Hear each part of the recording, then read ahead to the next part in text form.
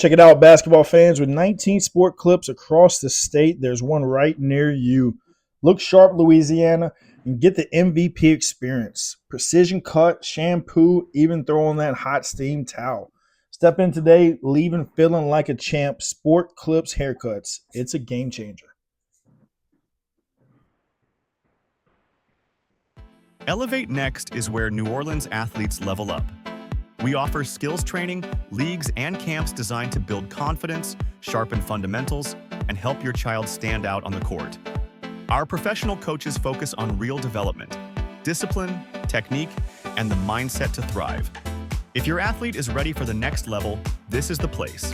Visit elevatenext.com or call 504-229-2591.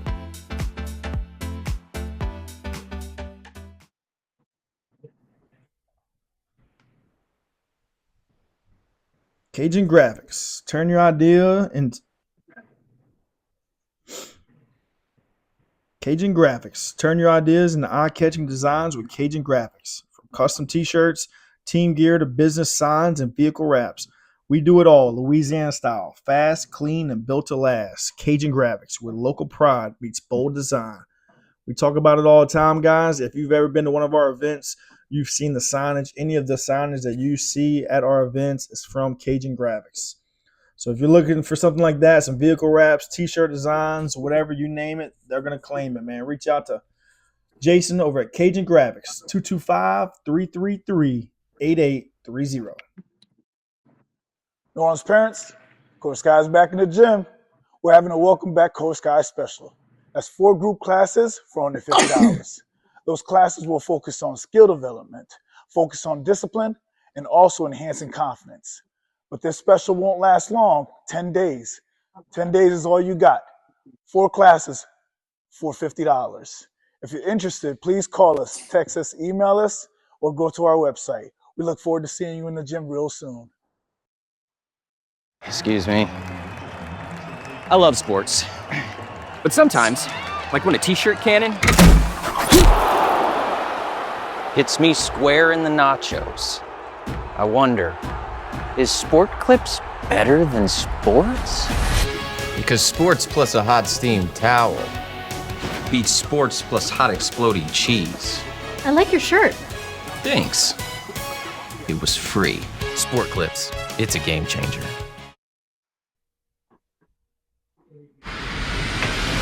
Grind Elite Threads. Greatness is earned, never given.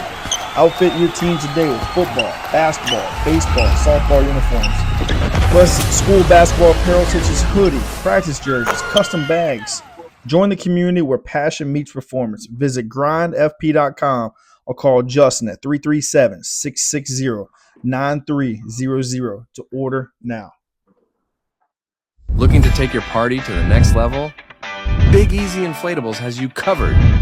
Serving the greater New Orleans area, we're proud to be your local 5-star rated provider for bounce houses, water slides, and party rentals. From birthdays to big events, we bring the fun right to your backyard. Booking is simple. Just visit bigeasyinflatable.com or call or text at 504-270-1793. Call us today. Make your next celebration unforgettable with Big Easy Inflatables, where the party starts. Check it out, basketball fans. With 19 sport clips across the state, there's one right near you. Look sharp, Louisiana, and get the MVP experience. Precision cut, shampoo, even throw on that hot steam towel. Step in today, leaving feeling like a champ. Sport Clips Haircuts. It's a game changer. What if your pet ever went missing? 1 in 3 pets go missing in their lifetime. Smart Tag 1. Tap or scan for instant ID. Real-time alerts. Instant location. Peace of mind. Powered by Smart Tag 1. Smart Tag 1. No app, no battery. Just tap. Scan, tap, locate. I love sports. But is Sport Clips better than sports? Because Sport Clips is sports. Plus a hot steam towel. Sport Clips. It's a game changer. All right, man. Basketball fans, that time of year, man, our favorite time of year. What happened to? Oh, there we go. Popped in and out on us. Yeah, I'm back. We appreciate it, man. We had some technical difficulties there, but man, we're getting it figured out. Let me get these guys up and rolling. Um, First of all, man, appreciate you two guys for joining us here today, man. But look, anybody in the comments, man, tag some people, comment, let them know. I think this was really cool. Our first time last year was going, but man, it was everyone talking smack and stirring the pot and getting these things going. We had some post game interviews where we were getting kind of called out on some of the things we had said. But man, that's what it's all about, man. Getting the conversation started. We got the brackets released, so we're going to talk about each individual bracket. We're going to run it down from Division One all the way down to B and C. We lost Tatum again. Josh, man, appreciate you for joining us, man. Before we do get started, you want to go ahead and introduce yourself and your platform that you represent? Just Josh Preston, mostly on YouTube, Instagram, of course. YouTube, you can probably just type in Josh Preston and it'll probably pop up. Getting close to 22,000 subscribers on there, so be cool to add a few more. And posting pretty regularly on Instagram, a little bit on TikTok, J Preston Sports 504, and then Instagram is just J Preston Sports. So Cool. yeah. Appreciate you, man. Mr. Tate, man, you want to kind of tell them about yourself, man, the lead scout for Prep Hoops. Been doing a great job taking over that thing and moving that bar, continuing to keep it going and keep the conversation going about basketball here in Louisiana. But let them know where they can find you and how important Prep Hoops is. All right, Donald Tatum, Prep Hoops, lead scout for the boys, also a scout on the ladies' side this year. You can reach out to me at donald.tatum73 on Instagram. Parents, players, coaches, fans, if you have a prospect, if you have a player that you're trying to help get promoted, trying to help get some exposure, or just want to have them on our radar, my inbox is open. Love it, man. Love it, man. Wait, look, let's go ahead and jump right into it, guys. Again, we will start off with the first Division 1 non-select. Zachary gets the bye. Denham Springs gets a bye. They win their first district title since a guy by the name of Tasman Mitchell put on a purple and gold yellow jacket jersey. So it's been quite some time, but they're having a great year so far. Man, who wants to start us off with this one, man? What's your thoughts, Tatum, on the top half of this division, this bracket? Who got a good draw, man? What's some teams you're looking for? I mean, the teams you just named really are the teams to look out for. Zachary and Denham Springs. I've watched both of those teams play this year. Zachary right now looks like the best team in the state to me, A to Z. Their point guard is what I call a supreme point guard. There is basically not a flaw in the kid's game. So, when Ian Edmonds is on the court, good things can really happen. And then on the bottom end of that bracket with Denham Springs is one of those teams that just plays really hard. They got a bunch of really good guards. They don't have a bunch of size, but I've seen them beat teams by just simply outplaying them. So they got some football guys over there. They got some finesse guys over there. They got some shooters. Zachary and Denham Springs right now look really good to be coming out of that bracket. Josh, man, what's your thoughts as well? Yeah, You think? I mean, is Zachary just going to walk through this back to the Lake Charles? Defending state champs from last year. It's very difficult to win 2 in a row, especially at that Division 1 level. But man, they look like they got a shot at it. What's your thoughts? yeah, for sure. I think I'm with Donald. I think they're probably the best team I've seen this year. I think I've probably seen them like 4 or 5 times now, and I wouldn't say they'll walk through. I don't know. They've been beating people pretty handily, but I probably wouldn't say they'll walk through. Ruston, obviously on the other side, if they end up meeting in the championship, will give them some problems. Kind of trying to look on their side. Yeah, I don't know. Maybe I really like North Shore as kind of a group. They got a lot of good players. But I mean, Zachary just so disciplined and they just play so tough. I mean, they got Ethan Kimmy coming off the bench, who would be like the best player on most teams, or at least a lot of teams in the state. So they're the favorite in here. But I also like I just noticed they're playing Covington too. They got a kid that I like a lot, Jordan Bedford, who's a junior. He can really go, and I actually covered his not covered his dad, but I shot his dad in like this Big Easy league. It's like a semi-pro league, and I was seeing this kid, and I could see where he kind of gets it from. So. Look, let me. I'm going to second your about North Shore. I've watched North Shore play several games. They dropped a couple tough games at the beginning of the season, but they might be a team that's peaking at the right time between Michael Dupree, Tyree Spencer. They got the young shooter over there, Andre Bright, and they got I don't know if that kid's in the 8th grade or 9th grade, but he's about 6'6", 6'7", and he holds it down in the post. So North Shore is definitely a team that could be a sleeper and upset some folks in that group. And also, I'm going to throw Airline and Neville out there. I'm going to represent the North. Neville has got a big win. They knocked off Ash, and Airline went down south and beat Hannon. So those are teams with talent, teams that can compete. I think the kids up here are really tough. So don't be surprised if a Neville or an Airline gets an upset in the first or the second round. And, one thing that we really saw a lot in the girls' side is the districts of the teams that are, like, really, really good. You got Dillon Springs and Zachary, and, like, their districts are forcing all these other teams to kind of step up to that level. So no one's really talked about Santa Maria. Santa Maria's at that 8 seed.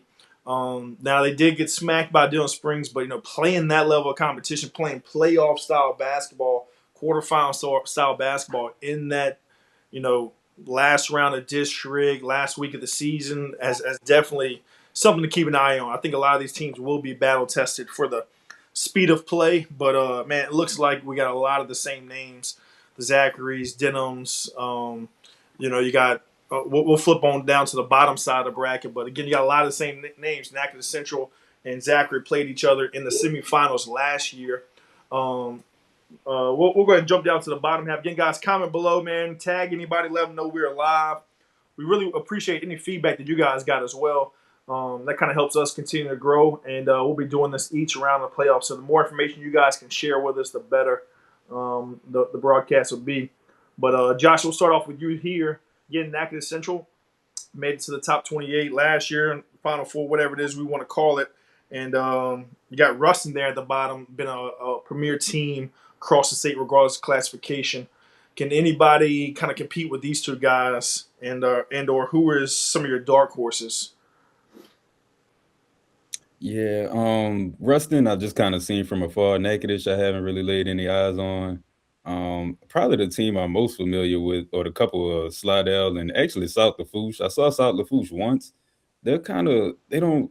I don't know if they really have like any one particular player that stands out. And when I watched them, I kind of thought, oh, maybe they just kind of hot this game. But when I went back and looked at their schedule, like they beat some pretty good teams, or at least some pretty decent teams. So, I mean, they could be a little interesting in there. But and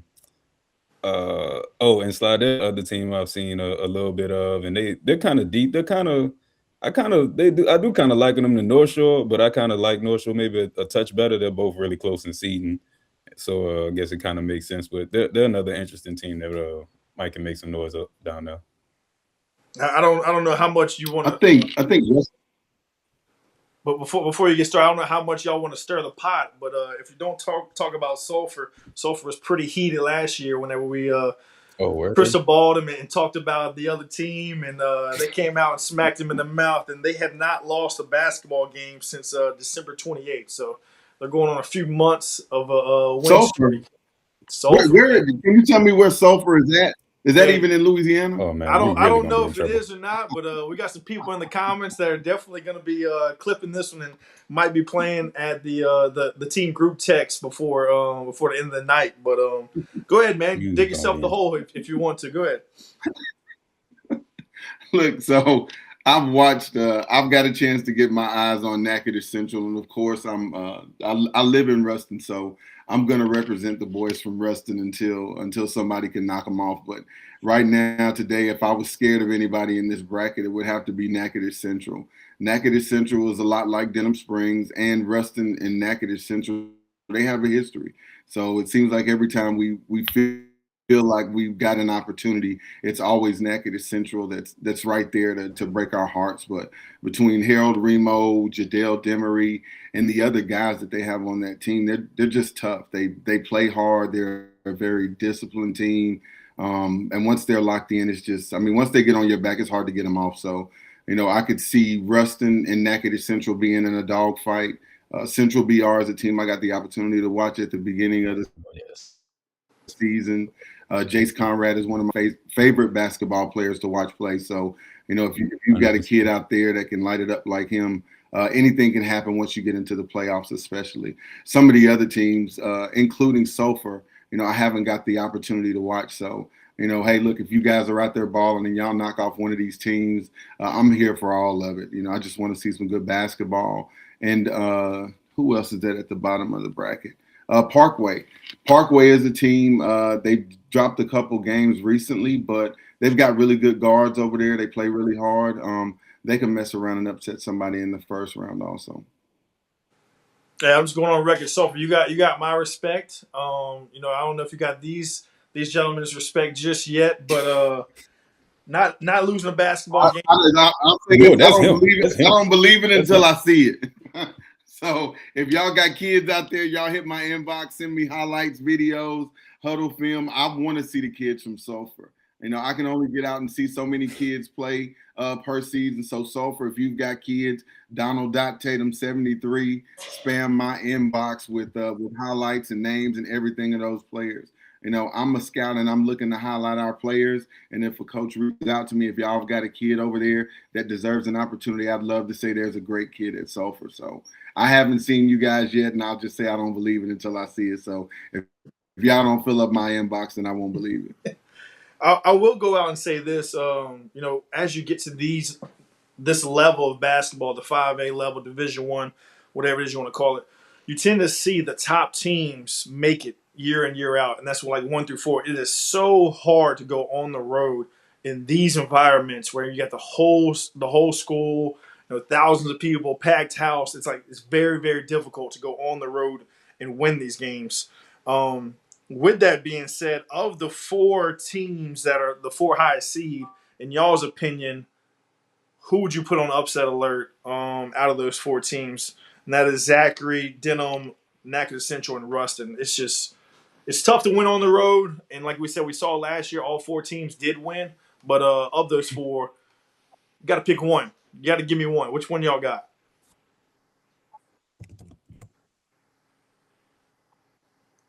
If I had to pick one to be on upset alert, I would say Denham Springs. Denham Springs has been kind of up and down this season. I know they have the players, and I know they're one of those tough teams, but I can't pick Ruston because I live here and I got to go to Super One and buy food. So I will not put Ruston on upset alert. We are too big, too strong, and if anybody from Ruston is listening, please understand we are the biggest. So I will not go against Ruston. I will have to watch them lose before I bet against them boys. What you got, Josh? I'll go Natchitoches just because I don't have too much of a reason. I just kind of check the schedule real quick. I see a late loss to Airline. They lost by 20 against Airline.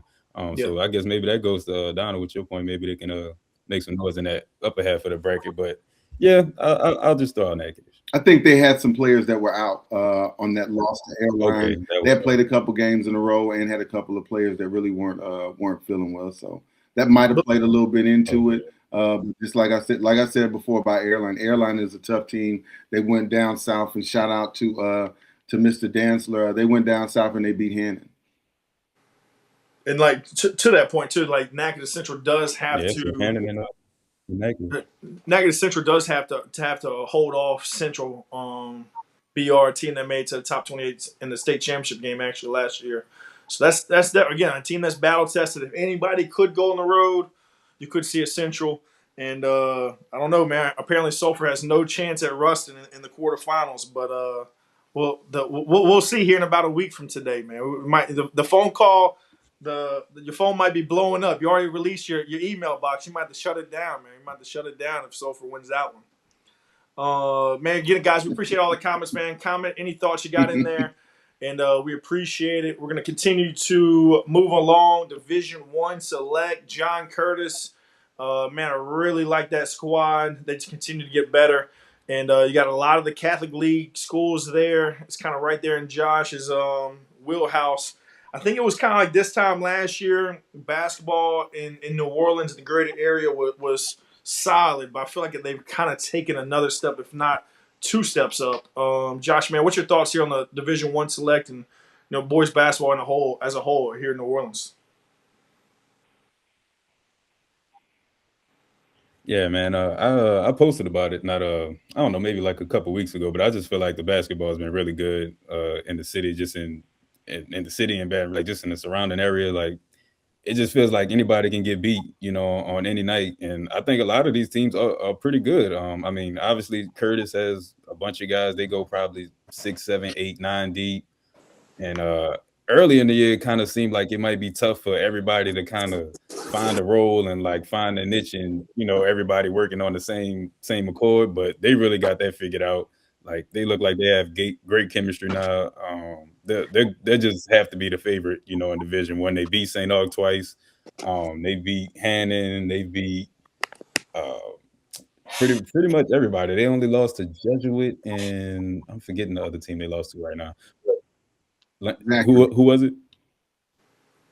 Yeah, Zach. Yeah, I was at that game. Duh. Yeah, that's posted on the channel, matter of fact, so y'all can watch that one. But yeah, I think they're definitely the favorite in here. But there's a lot of teams. Pretty much all these Catholic League teams, if you catch them on the right night, they can beat pretty much anybody else in here. Yeah, I think that's what I'm gonna hop in on the flip side of that. The Catholic. Go ahead. Yeah. What I was about to say is the Catholic League teams that you say can beat anybody any night. I'm going to jump in and throw in the dark horse. I almost feel like this is deja vu because I said the same thing last year. I'm going with Huntington in this group. I think Huntington has played the toughest schedule, especially on the second half of the season. I've kept up with John Curtis, but I also feel like Huntington has shown most improvement in the season. Early on in their losses, they were implementing a new guy that had transferred in. Now he's got his footing, and I feel like he's leading that team on the defensive side of the ball. Peyton Parker is doing a lot more offensively. Antonio Dixon and Austin. Oh, I can't think of Austin's last name, but they've got a really tough group over there. They can play the Catholic League style of ball, but I think they're more athletic than everybody else is over there.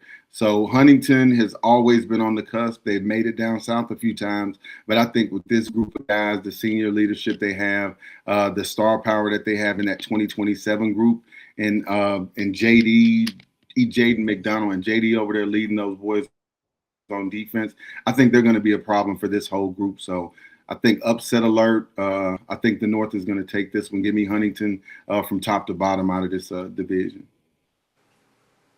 Like not rolling. Curtis is no. I'm gonna have to see that. Getting Jesuit, because Jesuit they're one of the teams that beat Curtis, but they've been kind of a little up and down throughout like the last half of the season. Yeah. So I could see them being a quarterfinal matchup, and I'm taking Curtis. Look, those 37 to 33 point game scores and all of that stuff. Like that Huntington is not going to let that happen. And if there's a team that I'm scared of, it would probably be that St. Mary squad. They're the team that upset or beat Huntington last year. But if you go back and you watch that game, the end of the game, there were some questionable calls. So I think Huntington is on a revenge tour, and I think they make it all the way to the state championship. Curtis, you don't have to worry about Curtis like playing slow. Like, I mean, again, that's a whole different topic. Every team will do that sometimes, but like Curtis shoots the ball. Like they got shooters everywhere. They mostly looking to get up shots. So yeah, they haven't. The only team that they played from what I'm looking at that plays any basketball like Huntington is Zachary, and Zachary won that game. So again, I'll say give me Huntington. This We will be comment right fighting all here. night about This comment right here about Michael St. Thomas More is 13 in a row and 16 in the last 17. Is that to Lake Charles? If that's to Lake Charles, that's crazy. I ran out of Windows on my computer to try to keep up with it, but man, St. Thomas More I know, made it to multiple back-to-back state championship games and stuff, and here they are at the bottom of this bracket, and no one's really talking about them. If either y'all had a chance to watch St. Thomas More, if so, what's your thoughts on them? Again, a team that played in the state championship last few years. I'm guessing they got a pretty good draw again. They got Carolina's Catholic, somebody right down the road that they have already defeated. What's y'all's thoughts? I saw them at the beginning of the year. They're a really good team, play disciplined basketball, but I'm taking Huntington still. Yeah, I mean, I haven't seen them. I'm just kind of pulling up their schedule. Not a ton of familiar teams I'm familiar with. I see they lost to Country Day, but they did beat Dunham. But Danny Bruce always kind of keeps them, in line. They always gonna play a certain way, and they always gonna be in the game. So I mean, you can't really count them out. But like I said, I haven't seen them. And like, as a coach, what's y'all's thoughts? You got John Curtis and St. Thomas More, the higher seeds in this bracket. If the bracket does go as chalk, you would have John Curtis playing a district team in Jesuit in the quarterfinals, St. Thomas More playing a district team in Carolina's Catholic in the quarterfinals. Is that something that you would like, or would you rather, if you're Curtis, play a Huntington, play somebody new? Like, what's y'all's thoughts on that? Would you want to play a district team in the quarterfinals or play somebody not from your district? Well, and the thing about Jesuit is Jesuit has some really big wins this season. So if anybody's going to upset John Curtis, I would say that it would end up being Jesuit if they can get past Huntington. I actually don't think so. Like, I would be pretty surprised if Curtis lost to Jesuit in the quarters.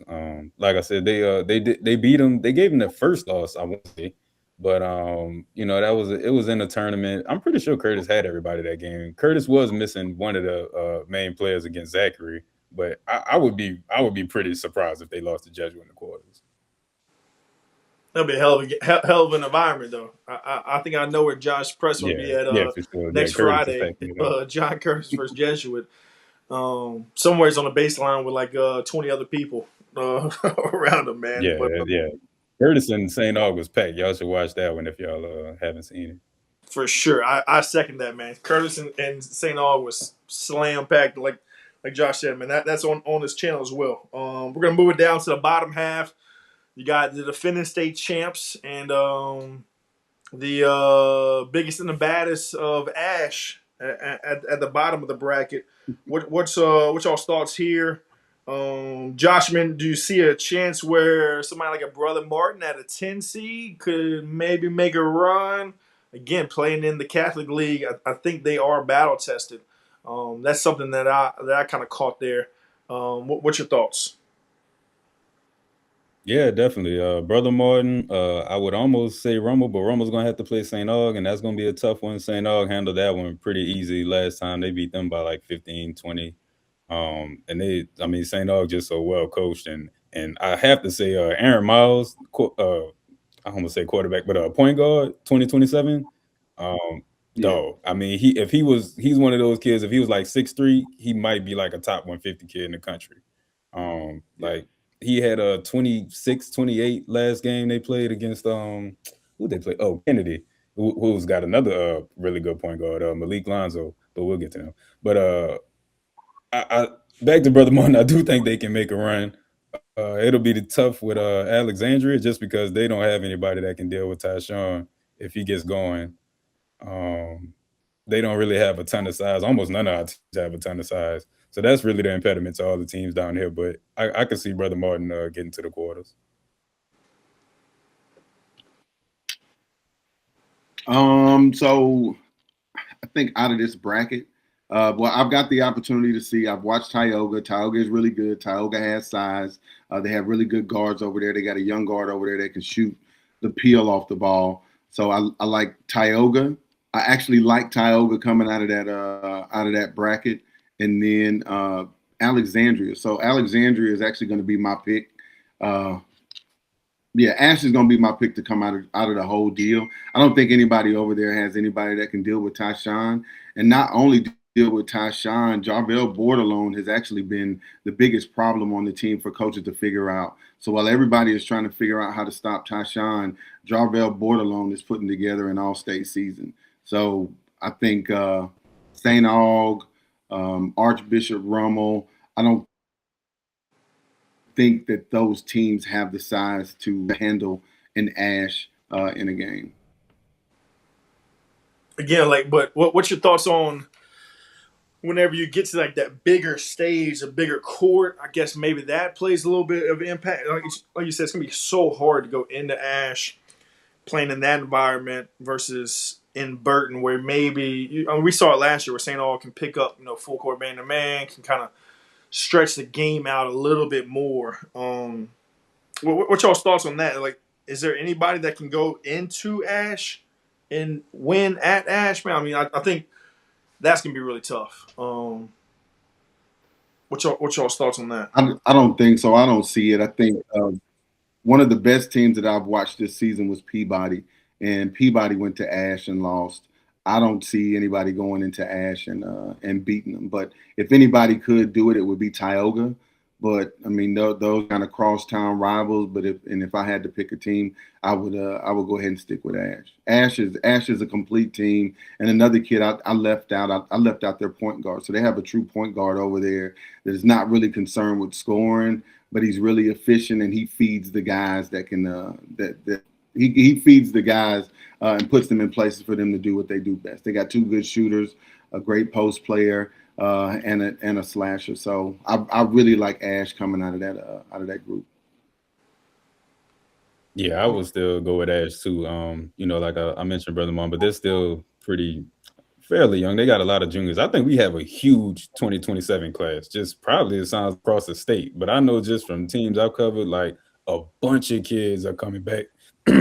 Coming back next year. So maybe next year they can make a deeper run. But I would probably go with Ash in that bracket. Yeah, same thing like we talked about last year. Well, I don't know about over St. Aug. That's gonna be interesting. Same thing we had talked about like with the last division, man. This division again, you just see it every year. There's not very many upsets whenever it gets to the top seeded teams year in, year out make it. And John Curtis was the only team that went on the road and they upset Catholic last year. So that's something to keep an eye on, man.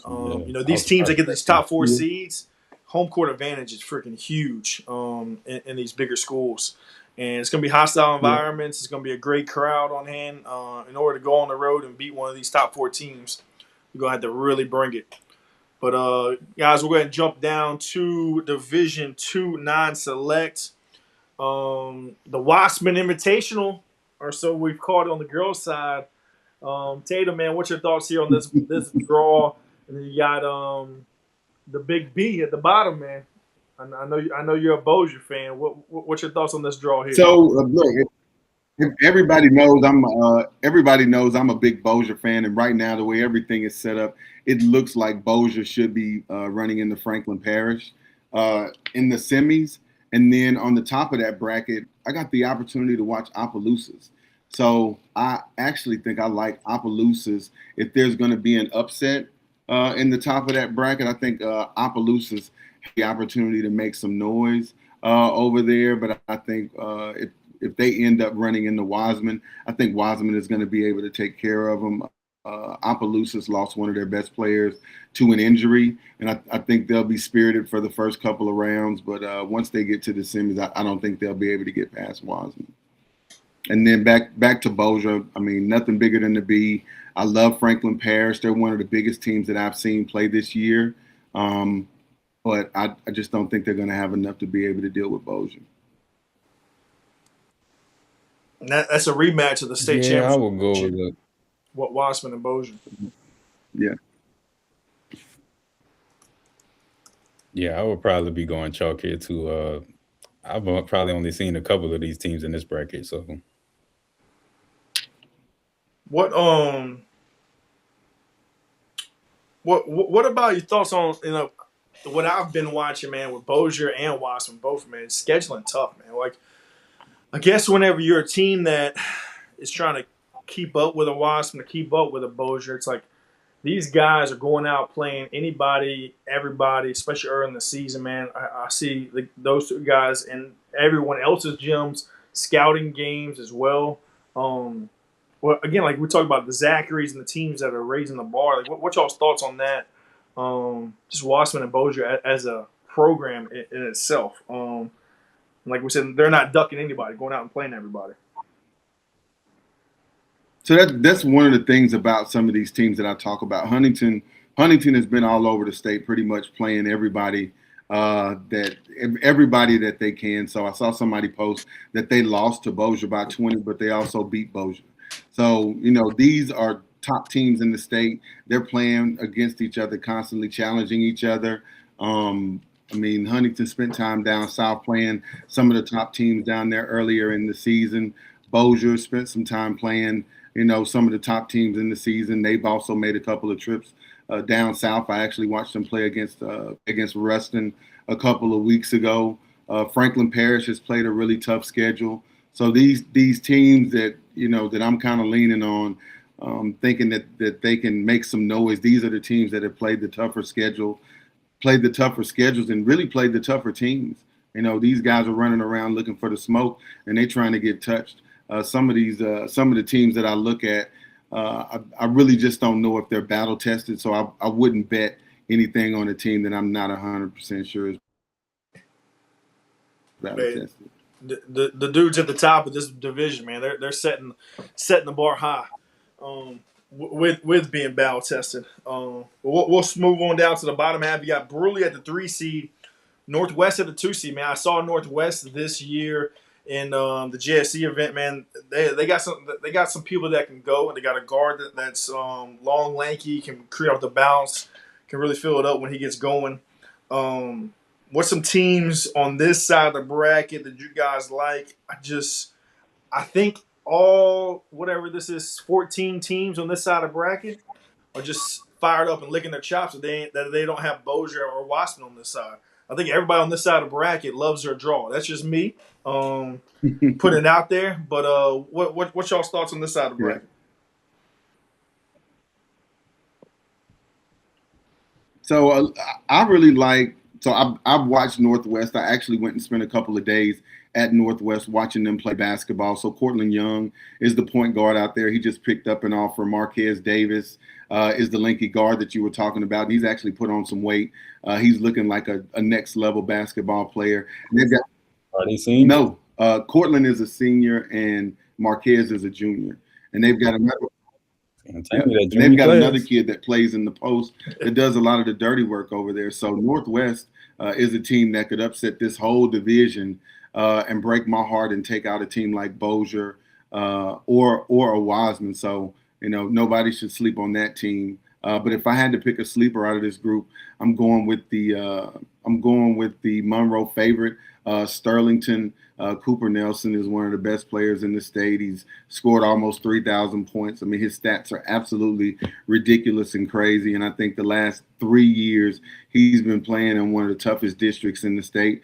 And I think he's built for this moment. So if it's going to happen, if there's going to be an upset in this group, it's going to be Sterlington moving on. And I think that he can carry that squad and get them down south. And Cooper's a really good player, but he's actually got a really good group of guys over there. He's got some kids with size over there, and he really understands how to play with those guys. So give me Sterlington for the upset and meeting up with Bruce Lee at some point.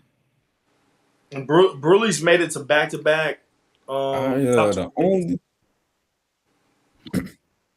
Go ahead, Josh. Oh yeah, I was just gonna say the only team I've seen on here is Bell Chase. I saw them a couple times, and I do like that team. They go probably like 4 or 5 deep. They got a St. Jaden King that's pretty good, and then a junior Elijah Scarborough is probably their 2 main guys, and it's kind of they both probably around like 20 a game, and they play some pretty good teams. So I don't know how deep they can go here. From the sounds of it, I probably wouldn't pick them against Northwest, but I could see them getting a win or two, and maybe getting the quarters. Guys in the comments, when's the last time Northwest made it to the top 28? Trying to pull that up. Seems like they can't get over that hump in the quarterfinals. So that's definitely something to keep an eye on. Like you talk about with the Bell Chase or somebody that could go down to Opelousas, grab some Mama's fried chicken, put Northwest out of it. But I don't know, man. That's something to keep an eye on. Bruley is a consistent team. I like to try to look at a little bit of tradition whenever we get down to this. Bruley has made it to back-to-back. Trying to see where they made it, and they made it to the quarterfinals the year before that. So Bruley's been a team, man. Now, they haven't won a state title, but it seems like every year they're in the quarterfinals, the top 28. Here they are again with a number 3 next to their name. Bruley versus Northwest would be a rematch of a quarterfinal from a couple years ago. But I do believe, in my opinion, that this side of the bracket is a little bit lighter. So if we were to see a team get upset, I would think it would be on this side. But yeah, guys, let us know in the comments, man. When's the last time Northwest made it to the top 28? If somebody does know that, as well as the last time Bruley actually won a state title.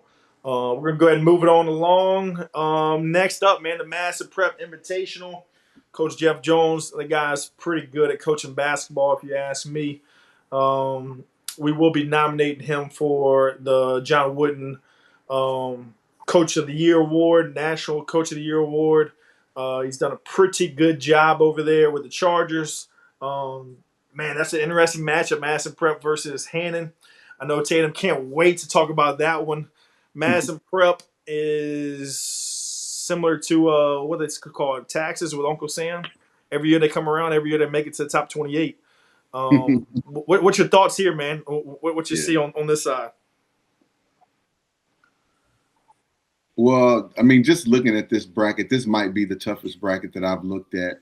I've watched Madison Prep play at length, and I mean, really, there's nothing that Madison Prep can't do on the basketball court. They've got a freshman over there. They've got a freshman over there that's playing lights out basketball. Elijah Garner is playing lights out basketball. They've got I think his name is Landon Bass, the kid that they have playing in the middle is playing lights out basketball. I've seen them here in northern Louisiana. I've watched them play in southern Louisiana. They packed their bags and they moved around all season. So as far as if you're talking about teams that are battle tested, I don't know if there's a team that's more battle tested than Madison Prep. Vanderbilt Catholic looks really good. I've watched Hannon, but I only saw Hannon early in the season in the game where they lost to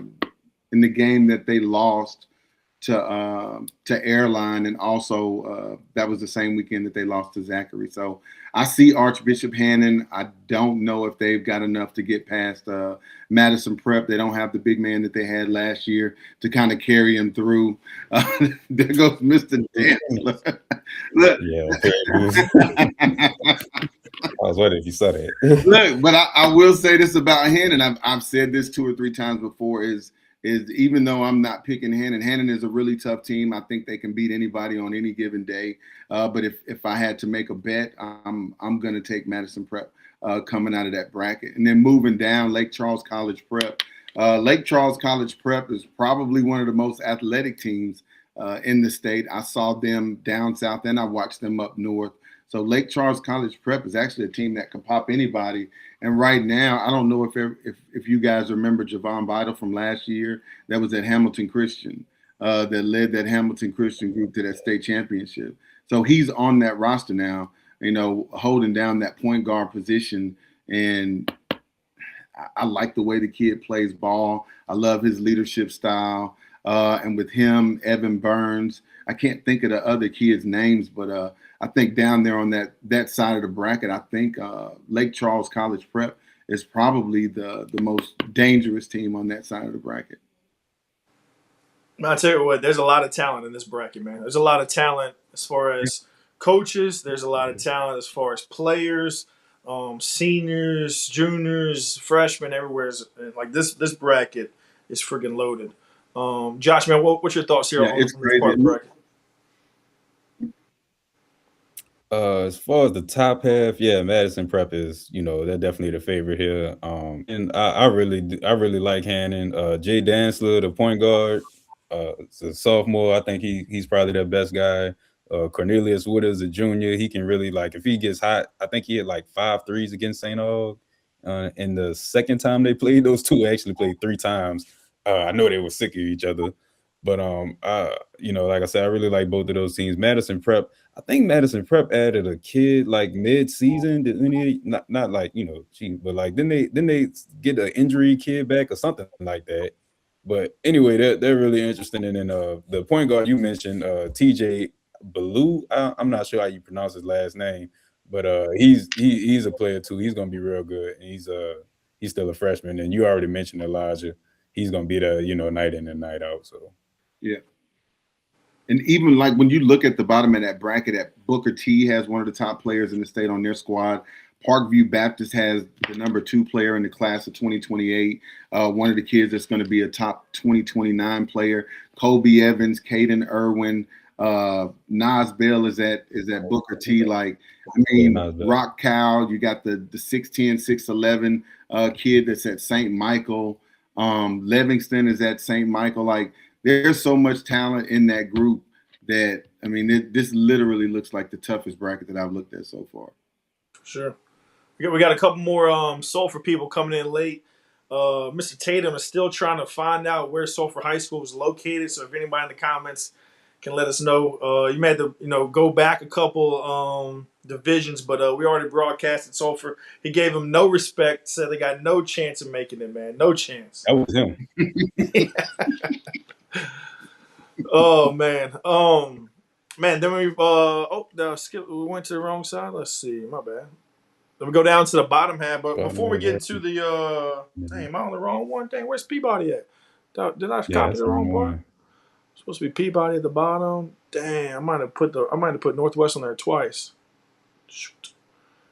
Yep, supposed to be Northwest. We'll have to comment about that one from on ourselves, but so we're going to move down to the bottom half. Washington Marion's got the 3 seed. They were one of the top 25 teams that we had regardless of classification. John F. Kennedy, Josh was talking about them. U-High's been playing really, really well over there in Baton Rouge, and got Peabody. Of course, Peabody at the bottom with the Hall of Fame coach himself. Before we do get to that, man, I do want to talk about Madison Prep again. 14 straight Final Fours, 14 times in a row they've made it. So Mr. Danzler is saying they're going to make it to Lake Charles. I don't know if we want to backtrack, but 2011, 2011. I don't remember what everyone was doing back in 2011, but go back in your brain. That was the last time Madison Prep did not make it to Lake Charles. So when I say you got a huge mountain to climb, that is one of the tallest mountains in this division. So in order to get to Lake Charles, you got to go through the team that's been there 14 straight times in a row. But yeah, man, let's get down to the bottom half of this bracket. We do not have it in here. Actually, accidentally doubled the Northwest one. But who wants to start us off with this one? I can probably start us off here.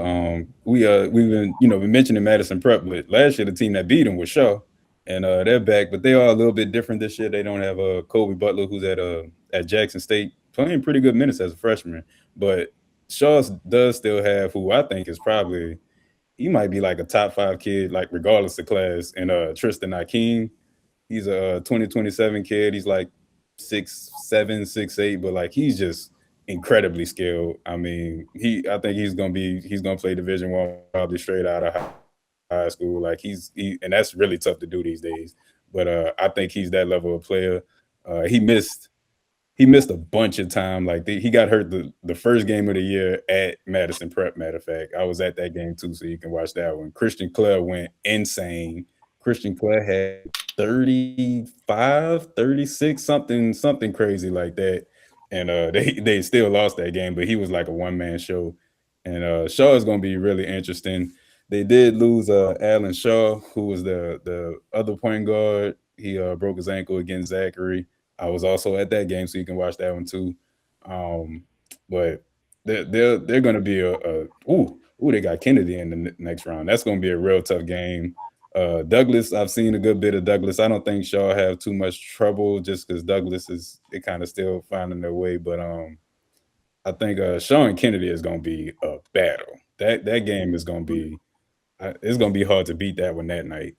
And I do have to mention for Kennedy too. I mentioned Malik Lonzo, 2026 point guard. He's been one of the best players I've seen this year.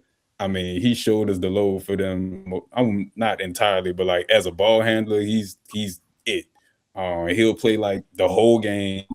He's setting up everybody. He's making all the decisions. He's a low turnover kid, despite having the ball all the time. And him and Joe Bernardez, who's another senior. Kennedy is probably the most experienced team down there. They start 5 seniors, so they're gonna be really tough. And Coach Bird has done a great job with them. That game with them and Shaw is gonna be a battle. I think Shaw losing. I think that really hurts them a lot. The leadership, the defense, and everything that he brought to the table. I mean, I was just sitting in a gym somewhere in Shreveport, and somebody brought up that kid talking about how he looked 2 years ago. So, from the lead point and just the intangibles that he brings to the game, I think they lost a lot. But he's got a little brother who's a diet version of him, but doesn't smile as much. So he may be able to pick up that slack. Yeah, Cinco. Yeah, Cinco. They don't play Cinco too much. At least they might play him a little bit more now with Red out, but yeah. And Greer actually has been playing really good basketball. He's been filling it up since the beginning of the season. Yeah, but if I had to go with somebody, I'm going to go with the experience. I like Peabody. I've watched Peabody play a lot. I watched Peabody beat Ruston in Grambling, and it was a jam-packed game, and everybody was going crazy. Ruston was dunking all over the place, and they literally acted like they were walking in the park and turned the game around. And it was definitely one of the best games that I got the opportunity to watch this year. And the performance by the freshmen was one of the best performances that I got to see this year. And 2 or 3 weeks before that, Devontae Sword from that school put on one of the best shooting performances that I've seen. So if you haven't got the opportunity to watch Peabody and are just, kind of going based off what they've been in the past, Peabody is back. They're tough. He's saying Peabody is back. Peabody made it to the Final Four last year as well. We're a Final Four team, but now they're officially really back. leave, right? Yeah, now they're officially back, man. And that's just a testament to Peabody and the engine that they got over there, man. This is a very interesting part of the bracket. I think like Josh was saying, you got some guys that can put a team on their back, man, and can possibly go on the road and win a game. I think you're going to see some big time basketball throughout this whole division, man. This is probably the division I'm most excited about, especially when it gets down to those second round, those quarterfinal games. Like you're talking about with that Shaw and Kennedy game, very sneaky, really, really good game. It's fun, man. It's gonna be fun to watch, especially with Shaw being in that 11 seed, and Shaw has lost one game since Christmas, and that was to Zachary. Yeah. So they got a little bit of momentum going to be an 11 seed. That's going to be a fun one. Yeah, and that's not a coincidence. That's kind of like around the time Tristan came back. So, yeah. Gotcha. All right, man. We're going to get it going into Division 3, 9 select. Got Marksville, again, another team that seems to be in it every single year. You got Doyle, the 4 seed. Donaldsonville's your 3 seed. Madison's a 2 seed. What y'all's thoughts here on this part of the bracket? I think this bracket is obviously not as deep as the others. This one might be a little bit more wide open, but it is a little top heavy. Tatum, man, what's your thoughts here, Division 3 non-select? Marksville is one of the best teams that I've got the opportunity to watch here this year. The Benjamin kid that ended up at Marksville from Avoya Charter is doing a great job over there. With that group. Dane Small has really come along and elevated his game. So Marksville, if I had to pick they're number 1, so I'm going to go with them as the favorites. I've watched Mansfield. Mansfield is dangerous. They play up here in Shreveport. They play a lot of really tough teams. French Settlement is going to be interesting. Friday night, I'll probably go and watch Richwood versus Union Parish. Richwood still has Trey Lane, and he still could, lead those boys back down south. Caldwell. I also watch Gina. Gina's a tough squad, but I think Richwood would be my favorite coming out of that side of the bracket. And then Marksville just looking elite right now. Yeah, this is a bracket I'm just not that familiar with. Marksville, just from kind of watching them from afar, just kind of seeing who they played. They pretty much look like the favorite here, but yeah, I'll just piggyback off of whatever Tatum says in this bracket. I agree with him. We got a couple comments, man. They want to know where did Peabody go, man. Everybody wants to know where did Peabody go. They just want to when I say I don't know if they win anymore. Look, I didn't make it down there last year until the finals, and they were in the finals. So when I say they're back, I'm saying expect the boys to be in the finals. Hey, Washington Marion's asking for some respect on their name, man. Asking for some respect on their name. We talked about Lake Charles College Prep, the team up the road, but we're not giving Washington Marion no love either. Wait a minute. So I must not have been looking, or maybe it didn't pop up. So Washington Marion, I can't remember what bracket they're in, but I've watched Washington Marion 5 or 6. Okay, so I've watched Washington Marion 5 or 6 times this season, and they might be, top 3 most talented teams in the state with Khalil, Monte, Victor, and the other kids that they have over there. I said that they're a team that has come up north here to play. They pushed Wiseman up here, and they had 2 or 3 players that were sick. So, whatever bracket Washington Marion is in, go ahead and pencil me in as saying that they're the favorite wherever they're at. You got Washington Marion's a 3 seed, Peabody's a 2 seed. So we're gonna find out who's back for sure. That'll be a hell of a game in Lake Charles. Look, I'll try to wherever they're playing at. I'll try to be there for that game. And then somebody said something about Madison. I guess it didn't pop up, but Madison is one of those teams. They're a high seed because they're one of the better teams from up north. People are talking about Brian Vaughn. Brian Vaughn is a kid that a lot of people just don't know in the state. I just found him on Instagram maybe 2 or 3 weeks ago. So to all my people in Madison that says Brian Vaughn is underranked and underrated, the kid is ranked top 15 in the state, but I probably spent 2 or 3 hours trying to find his Instagram, and I actually found him on Facebook first. So Brian Vaughn is one of them. And look, if there's a coach that's looking for a point guard, go watch Madison play. Brian Vaughn is one of the best guards in the state. He literally can do it all. He can shoot the ball. He's a throwback guard that he is a master facilitator. There is nothing wrong with that kid's game. But also over there, you've got Dawson Brown. Dawson Brown over there. Like, Madison is a team full of dogs. So I would not be surprised if they make it down south and end up popping one of these other teams that I'm talking so highly about. I wish I could follow Brian Vaughn, but I can't find him on Twitter. These kids never name themselves on Twitter. They always got to be _ hot shot shooter, whatever. I mean, it's cool. People in these communities, they expect us to be able to find these. Brian Vaughn. I found him a year ago, and when I went to the Madison Max Prep page, it just said D. Vaughn. So I didn't even know what the kid's name was. So, everybody in Madison, if you have his Instagram, share his Instagram, tag me in everything that the kid does, and I'll try to get all his information to as many coaches as possible, because he is, in fact, one of them. Well, wonder what he looks like. I haven't seen him on Instagram. Can't find him. Man, on this top half of this bracket, man, I'm very interested to see with the 4 seed Doyle, man. Like you talked about, French Settlement at the 8 seed has defeated Doyle. Doyle, just when we talk about being battle tested, has not challenged themselves like everyone else in this part of the bracket. So I think this is going to be one of those brackets where we do see not as much chalk. Doyle will definitely have home court advantage throughout.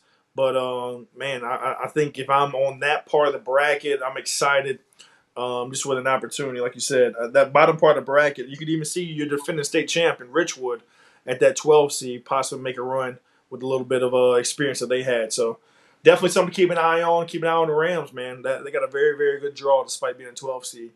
But we'll move it down to the bottom part of the bracket. This is where you got Madison at the 2 seed, Downsville at the 3 seed.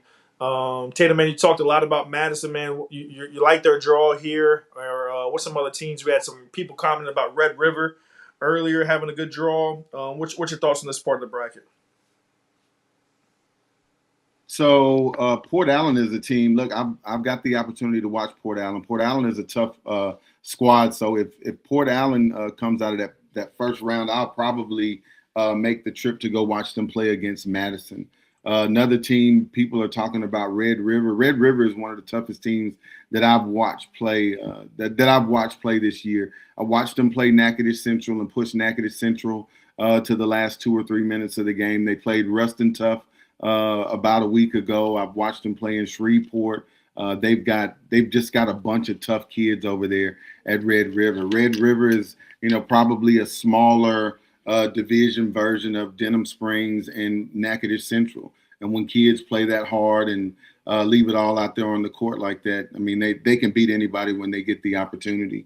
Another team that I've got the chance to watch is Rayville. Rayville is a tough squad. They've got a top 5 player in the 2028 class that can get going. His brother is over there with him, and they can fill it up at any given time. In the last few games that they've lost, they only lost to Wiseman by a couple of points recently. Like they have really started to put it together, and even though they're having these tough losses, I think they might be peaking at the right time. Josh, got anything on this part of the bracket? No, honestly, no. I agree with everything Donald said. I will say, man, like I don't know how many people watching this or that will be watching this have been to St. Helena. St. Helena is a hard place to play at. So for St. Helena to have 2 home games, like you're gonna drive a long ways. You're gonna get to the end of the earth. And you're gonna decide whether you want to make a right or a left. You're gonna make a left. You're gonna go down. You're gonna hit another stop sign. There won't be any red lights, but you hit a couple stop signs, and then the gym will be there. And the gym's sunk down. Everyone's kind of on top of you. So a quarterfinal game with first and second round game, I guess, with St. Helena, man, that's gonna be very hard to play. So I would definitely look to see Madison and St. Helena in the quarterfinals. Go ahead. Yeah, I can speak to that a little bit. I used to work in Hammond, and St. Helena was one of the teams in like our coverage zone. And yeah, they are definitely way out like in the sticks. And a lot of those gyms out there were built like that, where like the stands were raised, and it's almost like a Coliseum battle type of deal. And like St. Helena was like that. Meet, they used to have a gym like that too, but now they got a new one. But their old one was like that. I used to always like those games. For sure, man. If you look up Devontae Smith highlights, you can probably find some of my stuff with them in that gym. For sure. All right, man. We'll keep it moving, guys. We got another Sulphur fan in the building. I don't know if Tatum wants to comment anything about the Sulphur tours, but apparently they're not going to win very many games this year in the playoffs. We're still trying to find them on the map. But we're gonna get it moving, man. I'm still trying to find the Sulphur players. Like I said before, my inbox is open. Fill my inbox up with players from Sulphur. I'm trying to find out where the talent is at. So until somebody sends me some players from Sulphur, until I know where they are, I'm picking everybody else. I love it, man. We've got Division III Select Calvary Baptist. Man, is this the year that Calvary Baptist gets the monkey off their back and walks away with the state championship trophy? For some reason, it's just cursed. I don't know, between Vic and Corey Arnold, I don't know who's cursed more and just can't win the big one. But, man, what's y'all's thoughts on Calvary Baptist in this top part of the bracket? I want to say that Calvary Baptist is going to win it this year. I absolutely love that Calvary Baptist squad, but I've watched Dunham play, and they are so doggone scary. It's going to be tough. There's not going to be any easy. Nobody's going to win this easy. It's going to come down to who has the better strategy at the end of the game, because talent-wise, I think everybody matches up perfectly. But you know what? For this bracket, I'm going to say I like Calvary Baptist right now. I'm not going to get ahead of myself. Yeah, for this top half, I definitely would still lean Calvary, but man, De La Salle is a team I really, really like. Chase Barker is a 2027 kid, and like the dude can go, bro. Like I love his game. He's super smooth. He probably like 6'2", 6'3", got good size. I think Jacksonville State offered him a while back. And I think he can get a little better, like having a plan when he's getting into the lane and finishing. But I really like his game. And then Manny Young is another 2027 guard next to him. They're both juniors. And if he gets hot, like he can really, start hit you with 4 or 5 threes. They got another kid. Number 2 is I'm blanking on his name, but another shooter. And then Chris Johnson, who's a sophomore, another shooter. He can play, get in the lane, and do some stuff. So I do really like that De La Salle team. They're gonna be interesting. Guys in the comment or Josh, let me throw this in there also. When's the last time De La Salle was I wanted to say. Oh man, probably like 2020-ish, like around when they had Jacoby and Abram Fry. So probably like around 2020-ish. It's been some time, yeah. Because I went back and looked at the last 3 to 4 years. They haven't made it past a quarter. So definitely a new name in this division. This division has tend to be the same names over and over. Calvary Baptist. You got the defending state champs in Country Day. You got Dunham. It's been the kind of same names over and over and over. But it's nice to see a new name on the block. Yeah. Tatum, what were you saying, man, before I cut you off? I was going to throw in LRCA is actually playing really good basketball this year.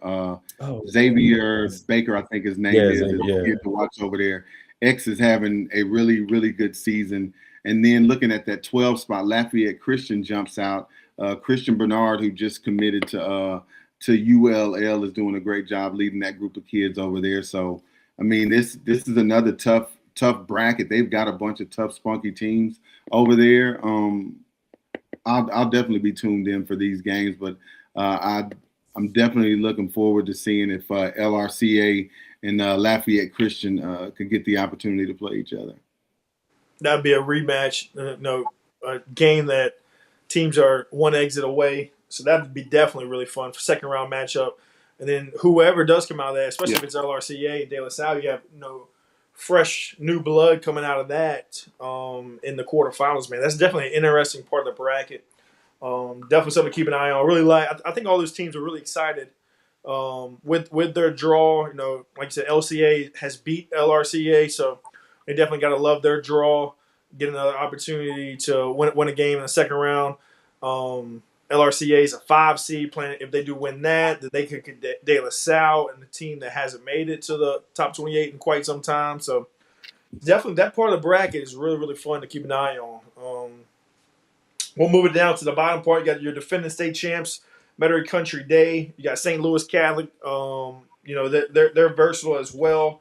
And then you got Dunham and just the growth of Baton Rouge basketball. Zachary and Liberty and Central and Denham and just forcing everyone else around them to continue to get better. And you see Dunham and Geo next, another team out of Baton Rouge with a high seed here in this part of the bracket. Yeah.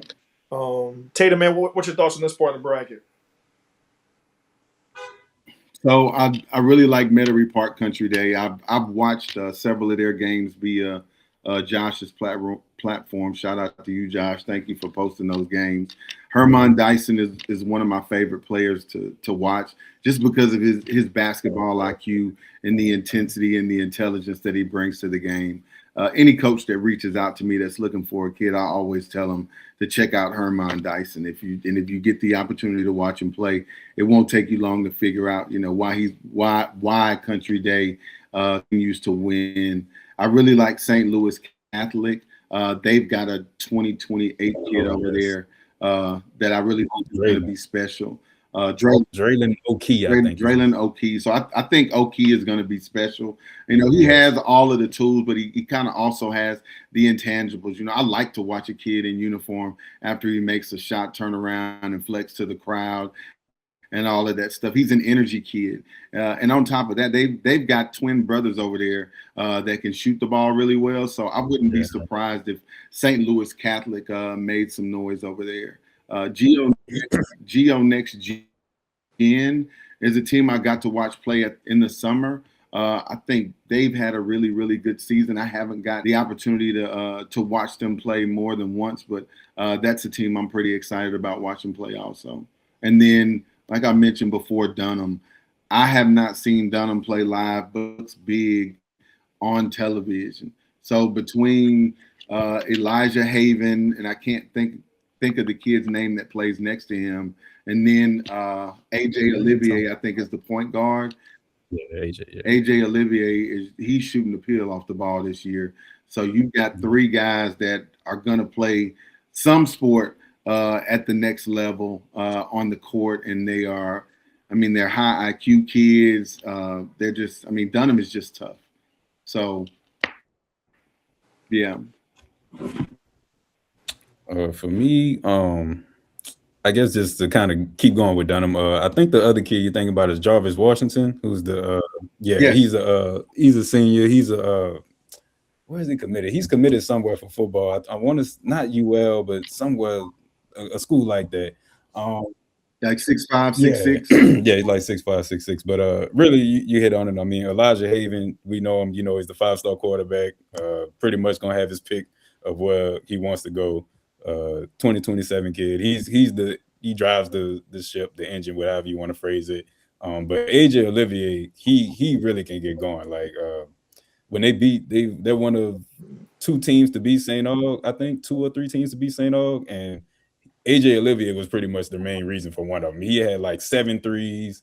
I think he had close to 30 in that game. 6 or 7 threes at close to 30. So they're gonna be a tough out for sure. And Elijah Haven he's just a man down there. It's very tough to deal with him. I would also have to shout out Jefferson Rise real quick because I think this might be their first time making the playoffs. I didn't get a chance to see him, but I just wanted to shout him out. And like you said, I'm with you 100% on O'Keefe from St. Louis Catholic. They're a real interesting team. And Country Day, really, you mentioned Herm already. Herm Dyson, he's a senior. Coach McGuire is kind of liking him to Draymond Green before. Like he's kind of like a spitting image of Draymond Green. Like the middle of the offense, like he's kind of running everything. He's rebounding, he's defense, like he's communicating, like all that little stuff that you love for as a coach. Like he's not really looking to shoot, but he can score like in the paint. He almost never shoots, jumpers, but he knows how to play the game. He's just somebody you want on your team. It's weird to watch. Yeah, man. It's literally weird to watch, but he just gets it done. And last year in that state championship game, they kept giving him the ball, and if he didn't score, he put somebody else in position to score. And having a 6'4", 6'5" coach on the court, it makes them dangerous. Yeah, and I definitely have to mention Kellen Brewer, who's they call him KB. That's Corey Brewer's son. He's their best player, really. He can get it. He's probably most dangerous when he's going downhill. Like if he gets it on the break or if he boards it, like once he starts pushing it, he is tough to kind of stay in front of or, just stop his momentum. And he can also really shoot it too when he gets going. He's taking a big step, and I'm really, really loving his game. I think Country Day has had not quite the chemistry they had last year, but I haven't seen them maybe in the last couple of weeks, so maybe they're kind of back on track. But those two are, the main guys for sure. And Curtis McAllister too, who's Deuce McAllister's son.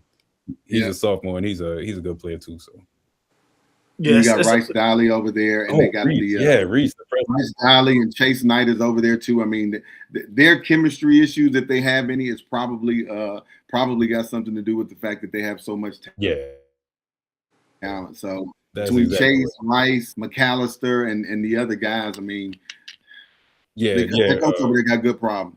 Reese Dilly is a 2029 kid. He's a freshman who was playing last year as an 8th grader. He's going to be one of the top kids in the state for that class for sure. Easy.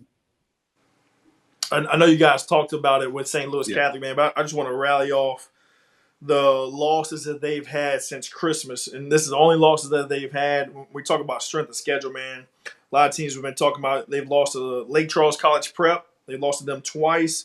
They've lost to Ash. They've lost to Shaw, and they've lost to Lafayette Renaissance. So, as far as challenging yourself, that's definitely a very sneaky six seed right there.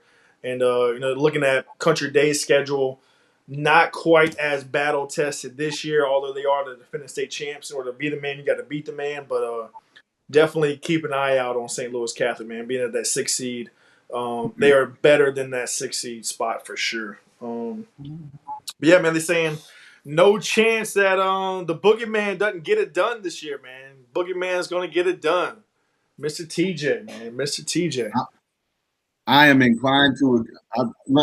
I'm inclined to agree with everybody in the comments. TJ will not lose it this year, but Dunham is scary.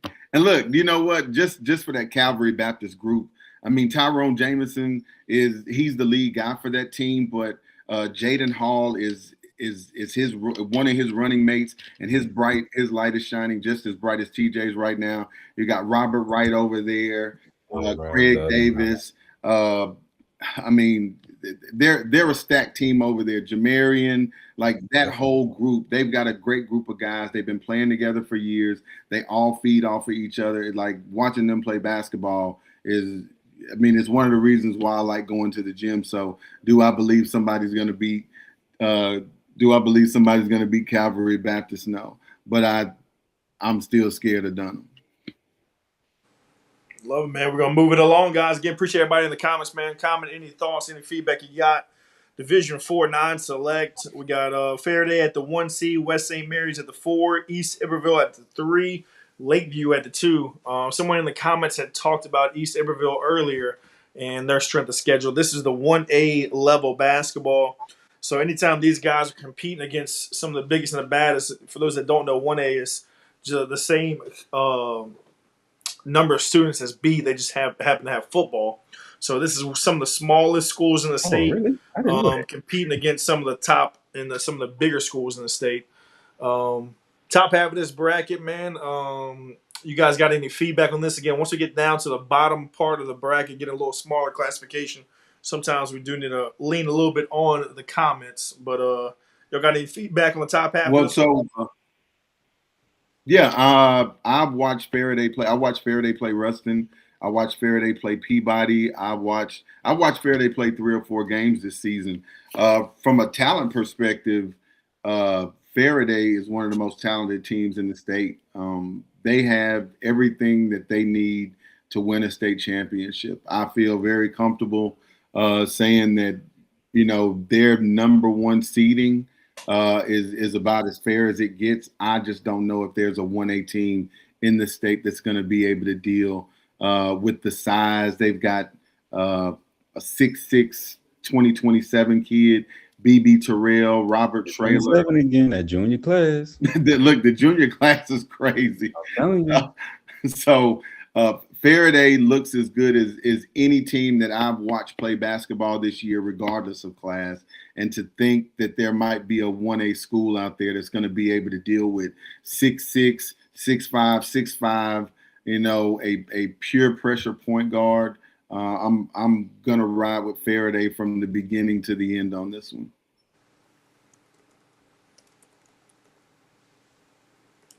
Josh, you got anything on this one? Nah, this is another one where I just agree with Donald. Whatever he has to say on this bracket, that's what I co-sign. You didn't get a chance to get down to the end of the earth and check out South Plaquemines, man? Oh man, I did not. I drove to South Plaquemines one time, and I hope I never got to do it again. It's a really nice school, though. It's a really nice school. Man, football field is like gorgeous.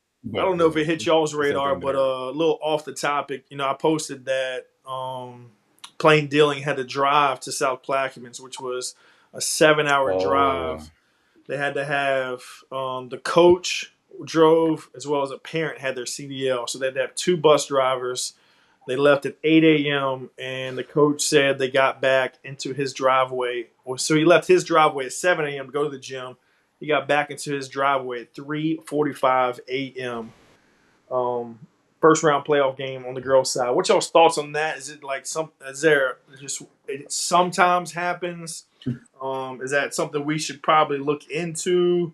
I'm looking at South Plaquemines game at Grand Lake. That's a 5-hour drive, so they're going to be on the road for 10 hours. Similar, not as bad, but just off the record, off the topic. What y'all's thoughts on maybe a North and a South regionals, or like what do y'all think? I mean, I think they should bring it up here every now and then, whether it's in Monroe or do it in Ruston. I'm talking Maybe about first flip round. I'm flop talking years. about first round games. I'm talking about just first round games. Like you luck of the draw. You got to go play 15 hours away. Yeah, a long way away. And that's first round game. Like, and let's be honest. Like, they're not even South Plaquemines not getting enough fans to even cover the travel of that game.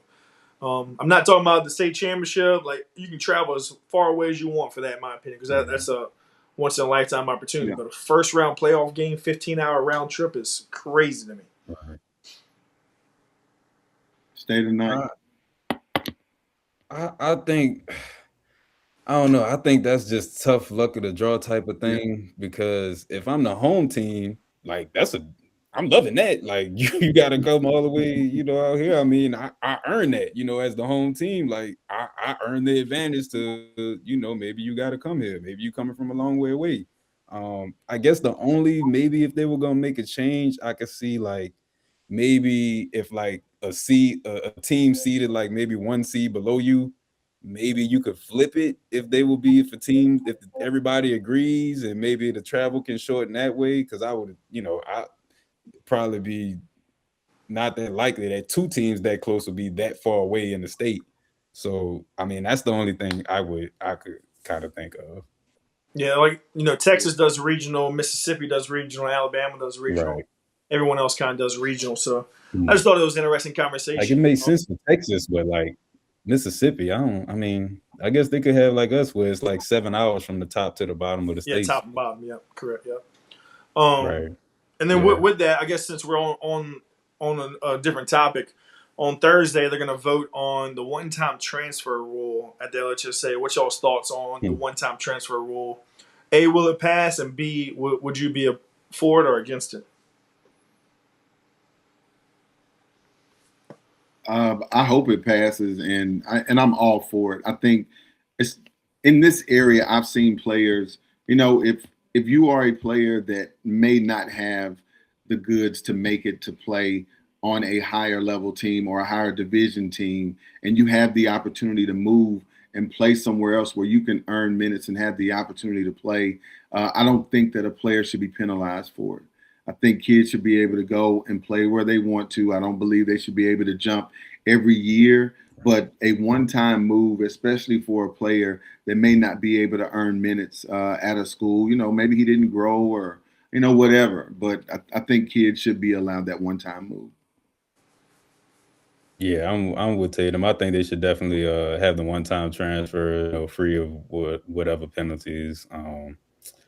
I just, for college, I think they should be able to move as freely as they want, but that's a different beast, just because of NIL. But high school, I definitely think you should get the one-time transfer.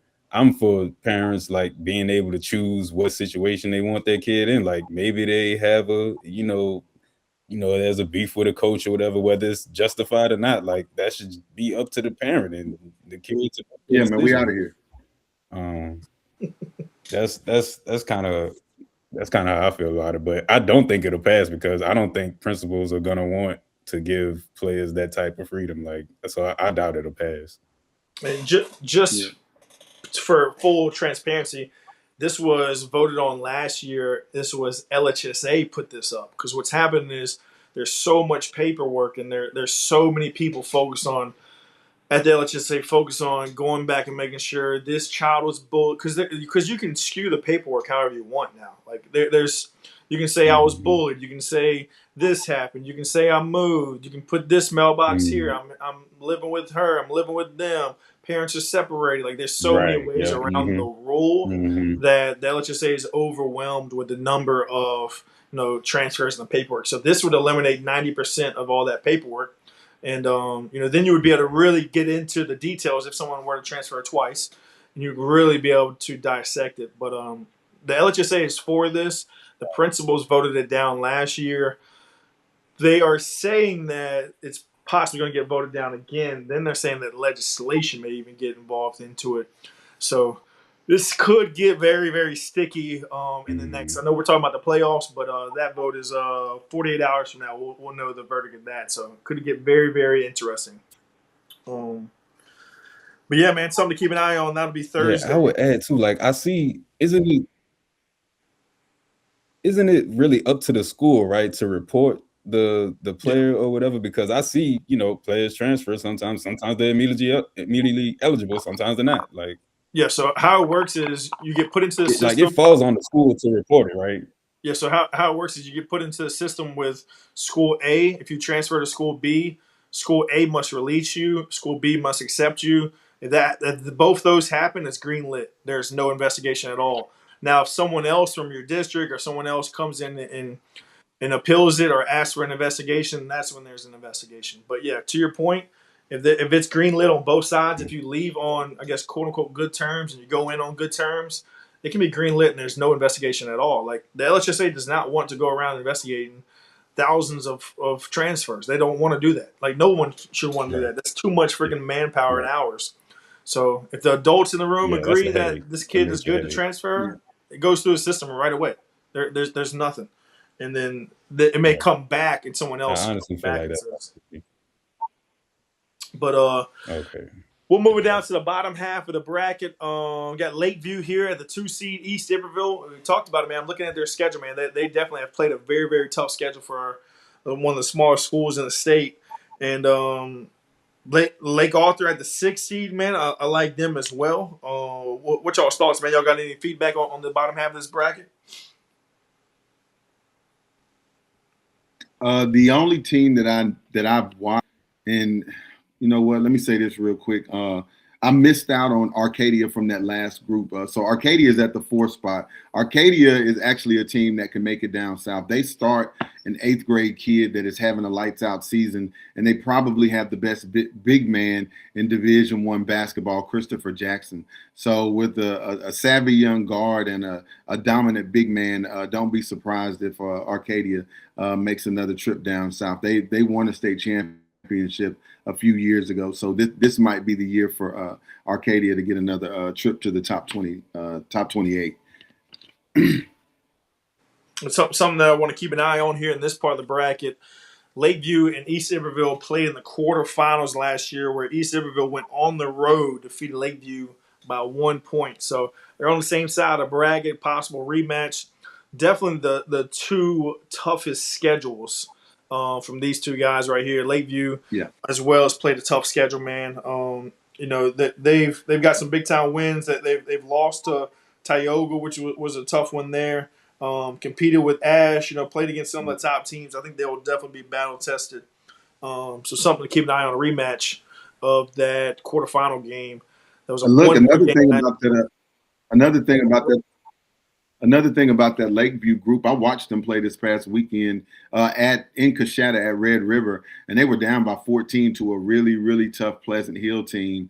And Delson Telsey, along with those guys, they were disciplined. They came back and they actually won that game. So Lakeview is one of the toughest teams that I've got the opportunity to watch play. I watched them in Shreveport beat a tough 5A Southwood squad also. So Lakeview is definitely battle tested. They definitely have the pieces, and I wouldn't be surprised if they made it to the state championship this year. I love it, man. We'll keep it moving, man. Division 4 select. Mr. Tatum's favorite division, Lincoln Prep Invitational is what we call it sometimes. Man, they're the 1 seed. Prep or step. Prep or step. Southern Lab drops off a little bit. They were the big dog on this bracket last time. They're the 6th seed. But man, what's your thoughts here? Can anybody compete with Lincoln Prep here on the top half of this bracket? I'm gonna take the history with Lincoln Prep and Southern Lab is so long. I mean, in this area, it's a rivalry that I don't even know if they know exists. But I've watched Lincoln Prep play. I've watched him play a lot of basketball this year. Trey Spann is playing. He's having a great senior season. Jabari Livingston, the 2028 kid, I think he's averaging 19 or 20 points a game. Pretty much every game that I've watched, nobody has been able to stop that kid. I don't know if anybody's going to be able to slow down Lincoln Prep. This is the year that Antonio Hudson and Lincoln Preparatory School brings home the state championship. I just don't think that there's a team out there that's going to be able to deal with them. They've got a 6'4/6'5" Zion Hicks. They've got a new kid over there playing point guard, Josiah Spann. Just Lincoln Prep is just tough, top to bottom, A to Z. They play a certain style of ball. I don't know if anybody else in this division is used to being touched, used to being pushed around, used to being bullied the way that Lincoln Prep presses teams. What man, Josh, what happened to Crescent City, man? Crescent City, we're used to seeing them at a top 4 team, and now they're 20 something. Yeah, yeah, they had a pretty much Dwight McGee is still there, but Coach B. Russ, he's gone. He's an assistant on St. Aug staff, and I don't know. Like, it's something. If y'all remember last year, I was kind of mentioning something was going on. Like, I hadn't seen Coach Russ on the sideline, and they just kind of disintegrated. It feels like I actually haven't seen them this year just because they haven't been like playing anybody that they can really compete with. So, the White's still a special type of player, I would assume. I've seen like some of his highlights, and I've always loved watching him, but they just don't have anything around him right now. I don't think so. Yeah, he just committed to LSUA also. Did he? Okay, so yeah, shout out to Dwight McGee. Shout out to Dwight McGee for being a special player that we've got to watch for the past 4 years. Yeah, for sure. And we also get to keep him in the state and see him play here in the state. But it's all about Lincoln Prep on this side of the bracket. Yeah. So we're cutting in and out. Looking down here, I see. Oh, I don't know. Go ahead. It seems all right. But at the bottom, St. Martin's here is another team that's in my area. But again, honestly, they just haven't really been on my radar. I pulled up their schedule, and they just haven't really played anybody. So, for them to be the 2 seed, I think will probably speak to Tatum's point of Lincoln Prep, they should have a pretty good chance down here.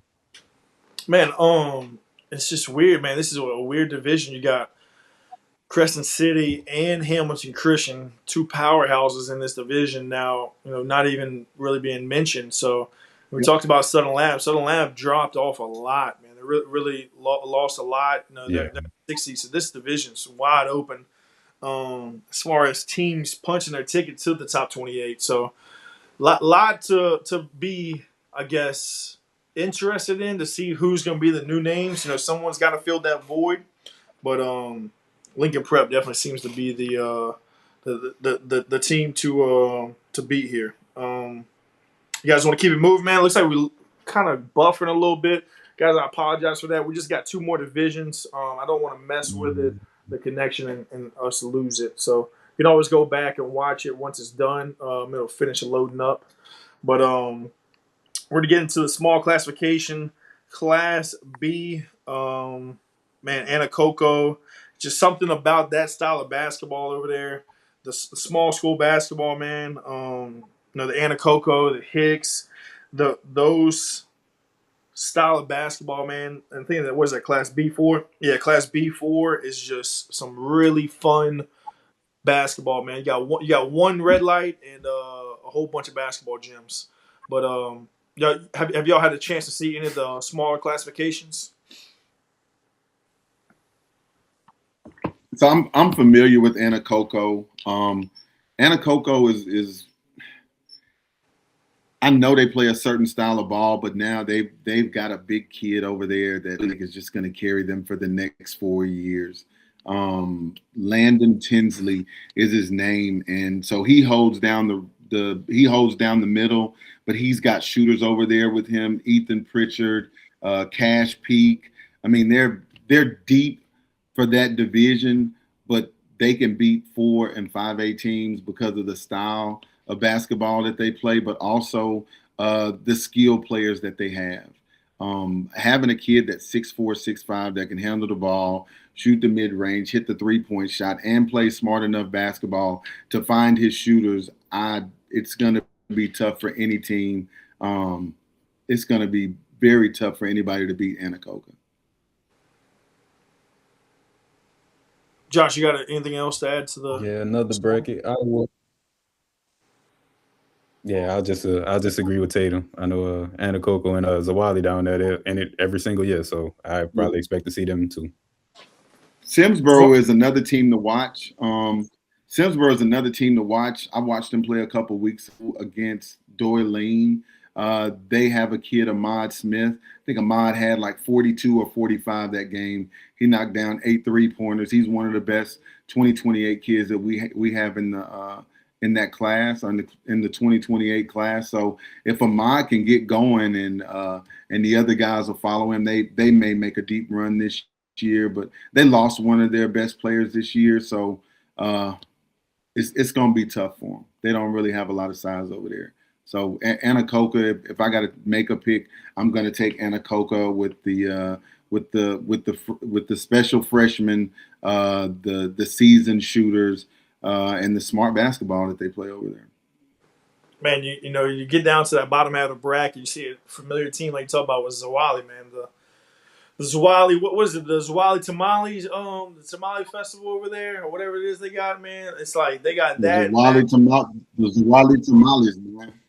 Man, they every year in, year out, man. You see that green at in Lake Charles, and here they are again, man, with the opportunity to make it another trip to Burton.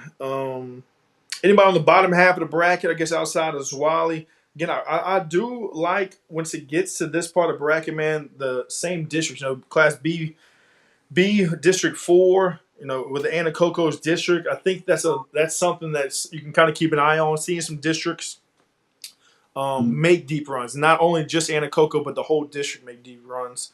So that's something that I would keep an eye on. Anything else you guys want to add here to the bottom half of this one? Yeah, so I saw Zawali at the beginning of the year. They were tough. They came up here and they beat a couple of really good teams. Another team that I've had the opportunity to watch, and if anybody can match Anacoca's size, I would say it's Equipment has got a really good point guard over there. They've got a kid over there named Braden Martin that's a special shooter. They've got a big, I've watched Equipment play 3 or 4 games, and if anybody's going to challenge Anacoca, that's a team that's built to challenge Anacoca, and I think if they end up seeing Zawali, that'll really be a fun matchup to watch. I love it, man. Definitely something to keep an eye on, man. Hey, if you are looking for a place to watch a game, man, quarterfinal game at one of these Class B or C schools is exciting, man. Gibbsland Coleman, man. We've been seeing a lot of Gibbsland, man. What have you guys had an opportunity to see them, man? I see they're like a walking highlight reel, man. Always making plays, dunking on people, man. Jumping out of the gym, man. Gibbsland Coleman has definitely been a fun team to watch. What's y'all's thoughts on this top side of the bracket in Class C?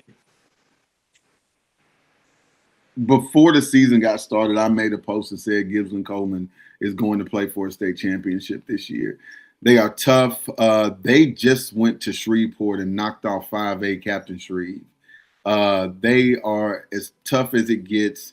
DeMarquise Durham. I can't think of the other kid's name, but look, I'll say their names the way people call them around here. But Juicy, Dooley, those kids can absolutely play basketball. They don't play together sometimes. They play basketball together year-round. They play together. They play for each other.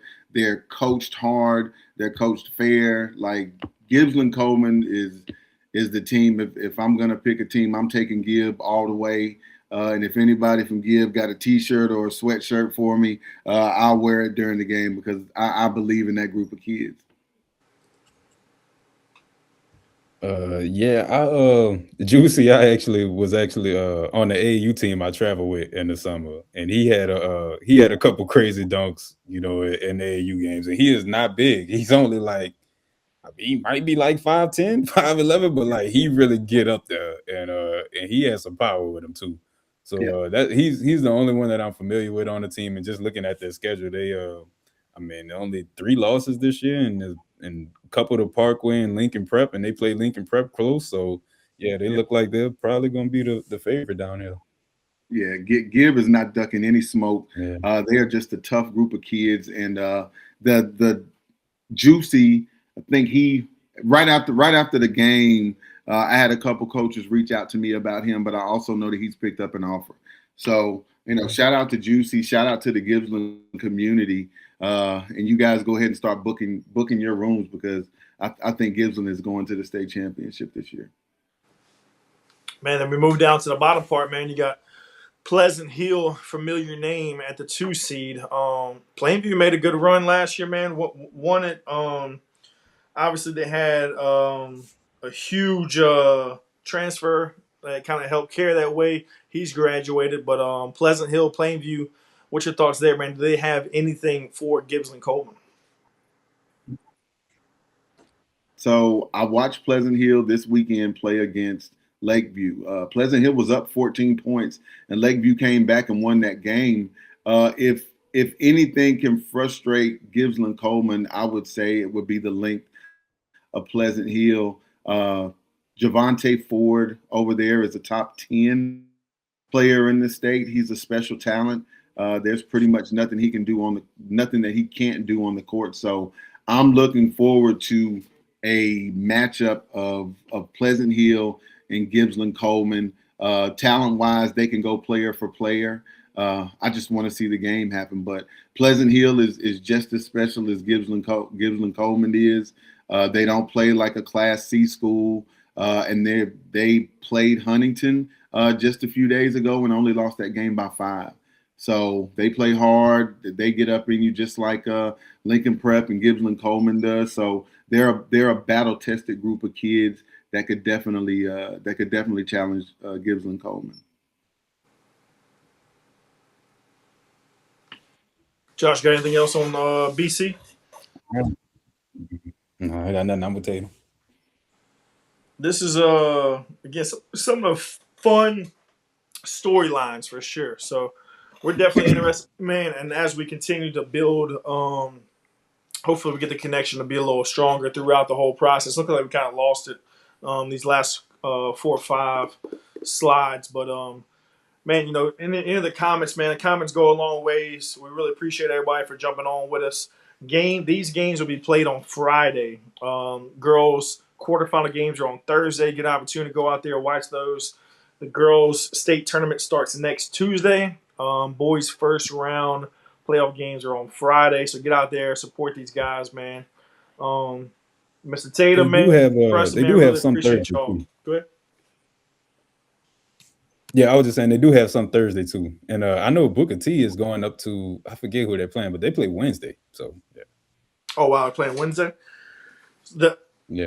Need to make sure that the boys cannot play on the same date if they have a girls quarterfinal game. So that's just something to keep an eye on. I don't know if that's an issue or not. I mean, a lot of these Booker T's girls are still in. Oh, so they're playing on Wednesday. Yeah, I think Booker T's girls are still in too. So that's probably why they're playing on Wednesday. That might be why. Yeah. So yeah, definitely keep an eye on that, man. We got some games going down early. Yeah, man. So the girls are gonna have 40 teams left after Friday, so the boys will be right there behind them. This shit happens fast, man. We'll be in Lake Charles before we know it. But man, y'all want to leave us with any closing remarks, man? Appreciate y'all for joining us. One thing for me, players, parents, coaches, fans, if you've got kids in your area that you feel like have the opportunity to play at the next level, I get out and watch as much basketball as I can, but I can't get everywhere. But my DMs are always open. So player highlights, huddle links, field level links, even highlights from your local video guy. I have the time and take the time to watch all of that film. So if you got anything on a kid, follow me at Donald.Tatum73. I am very responsive. So if you've got a kid that I need to watch, if you got a kid that you feel like is underrated, send me that kid's information. And also for the players out there, if you feel like you're underranked and feel like you're underrated, you may be too hard to find. So change your Instagram names to your first name and last name. And if you want to go wild and go crazy, start you a spam page somewhere. Let's get recruited in 26. I second that. All right, gentlemen, man, appreciate That's y'all, it. man. We'll go ahead, Josh. You had something? Nah, not really. Just check me out on YouTube, give it a subscribe, a like. That's about it. Hey, dude's got Appreciate y'all watching. How many videos we had? I think how many thousands of videos it was. I forget what it was last year. I think you did say it was like 3,000 or something last time. I honestly don't even know on that. Something crazy, man. But yeah, you getting bored in class? Or, Hey, look, or y'all take it. Go ahead. Oh, 3.4. Everybody down south, take care of Josh. That's how I watch the majority of y'all kids play basketball. Yeah. Yes, sir. Love it, man. Appreciate it. All right, guys. Well, look, man, we'll look to jump back on after the first round. So we'll recap probably Sunday or something like that, Monday.